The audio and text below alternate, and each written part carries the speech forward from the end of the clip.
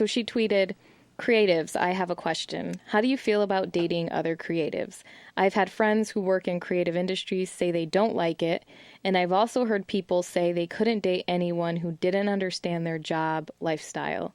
Do you have strong opinions?" The friends I have who are anti-dating creatives have cited the below reasons for it. 1, competition developing within the relationship. 2, not enough stability when both parties work in the creative industry. And then 3, a belief that creatives have bigger egos.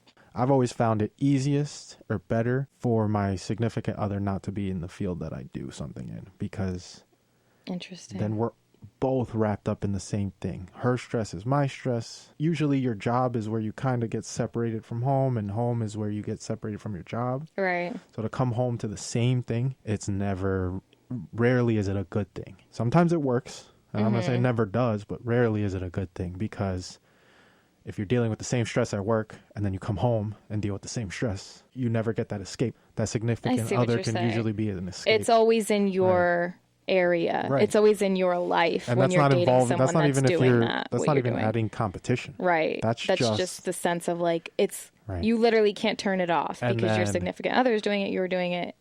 If you got 2 artists in a relationship, people that are performing, then you have that ego thing. Right. If you competition's in every relationship. And that actually was one of the things that people said in a tweet. They said, I can date another creative, but they can't be in my same lane. Right. So if I'm a music artist, I can date a painter, but I can't, as a music artist, date another music artist because it's going to feel like that competition thing. At the same time, right, you're a music artist, you start dating another music artist, you can like create things together. I feel like it's dope. I mean, a lot of people or a lot of these music artists end up dating each other and making music together. I mean, look at Big Sean and Jhené Aiko, and you see it happen. Oh, yeah. And it must be a nice thing, and it must be a beautiful thing to have another way to connect with somebody on that level. You know, it's a different way and another way to connect with them that you wouldn't be able to connect. They always say it's great to be able to learn new things from your partner, to teach them something new, to learn something new, to be open to that. It makes the bond stronger. It makes you connect better. So to me, if they're great at what they do and I'm doing the same thing, I can learn from you. And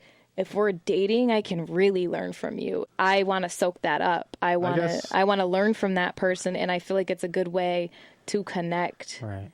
I guess at the end of the day, it depends on who you are. It's really a tough question. It's a tough question, and I think there are a lot of factors involved. At the end of the day, too. I think it depends on what type of creative you are, what type of field you're in, what type of person you are, all of that. At the end of the day, too, you could sit there and be like, I'm never going to date, and then you meet somebody head over heels for somebody. Yeah. You can't decide that. Yeah, you can't really put like a... Yeah, you can't really say, I wouldn't or I would, because there's so many factors that go into that.